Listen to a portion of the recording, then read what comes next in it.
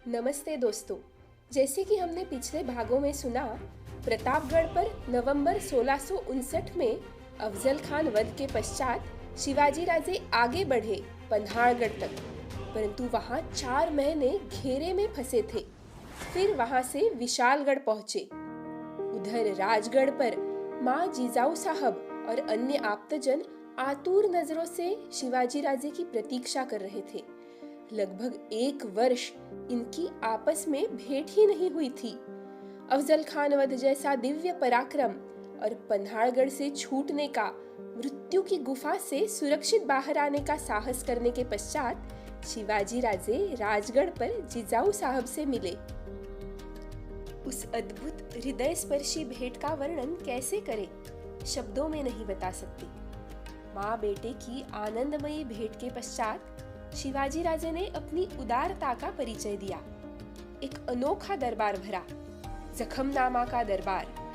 इन युद्धों में जिनको जिनको जख्म हुए, घाव पहुंचे, उनके जख्मों के प्रति कृतज्ञता व्यक्त करने वाला, उनके पराक्रम का गौरव करने वाला ये जखमनामा का दरबार। इन युद्धों में जिन जिन शूर मावलों का बलिदान हुआ, उनके घर वालों का यथोचित सम्मान करके निधि दी गई।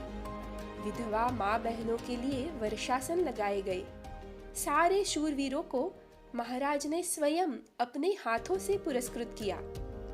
किसी को कड़ा दिया, किसी को कंकड़, किसी को तलवार तो किसी को पालखी का सम्मान। सब धन्य हो गए, संतुष्ट हो गए।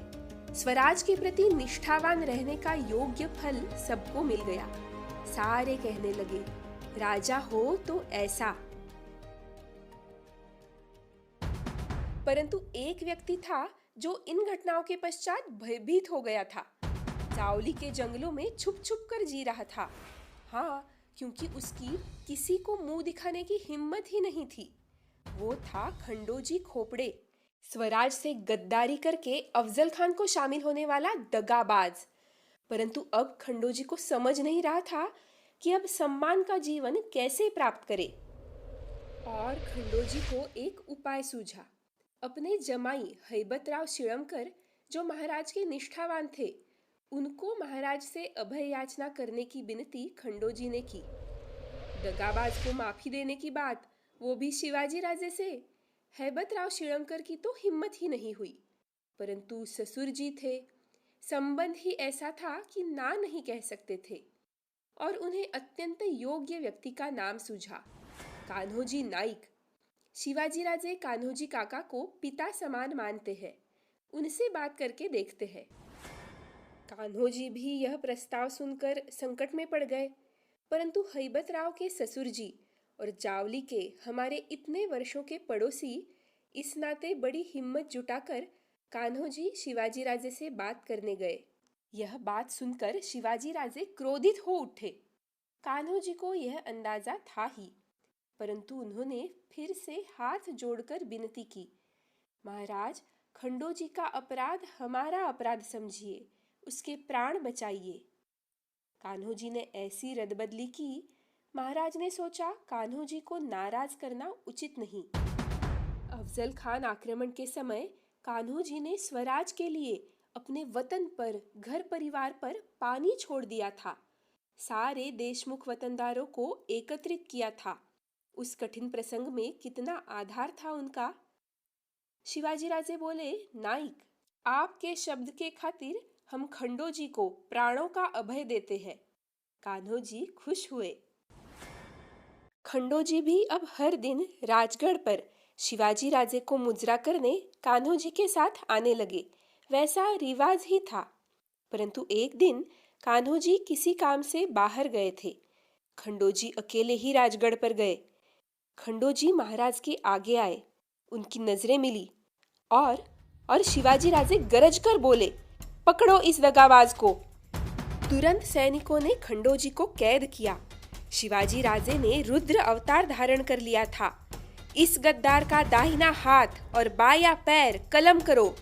राजगढ़ चौंक गया। हुक्म का अमल किया गया। गढ़ के नीचे कान्होजी को जब यह वार्ता समझी, वे संतप्त हुए। तुरंत कान्होजी महाराज से मिलने गए। क्रोधित कान्होजी शिवाजी राजे को बोले, राजे, हमारे शब्द की कीमत ही क्या हुई? कोई व्यक्ति यदि अपनी भूल मान्य करके सुधरने का प्रयास कर रहा है, तो उसे वह अवसर देना चाहिए ना? शिवाजी राजे अत्यंत शांत स्वर में कहने लगे, कान्होजी काका, खंडोजी ने केवल भूल नहीं की थी, गद्दारी का अपराध किया था। एक गद्दार के कारण 1000 मावलों की जाने जाती है, यह ध्यान में लीजिए। ऐसे दगाबाज का तो शिरच्छेद ही करना चाहिए था, परंतु केवल आपके शब्द के खातिर हमने उसे जान से मारा नहीं। उसके प्राण तो बचे, परंतु जिस पैर से गद्दारी की चाल चली और जो हाथ शत्रु से जाकर मिला, वह काट डाला। काका, आप ही बताइए, खंडोजी का अपराध क्षमा करने जैसा था क्या?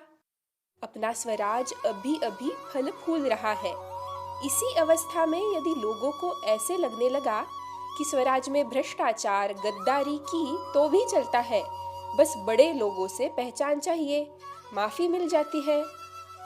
राज्य कारभार में केवल माया ममता से काम नहीं चलेगा ना काका। कान्होजी को भी एहसास हुआ अपने से गलती हुई। उन्होंने क्षमा मांगी और शिवाजी राजे को वचन दिया, आगे से ऐसा नहीं होगा।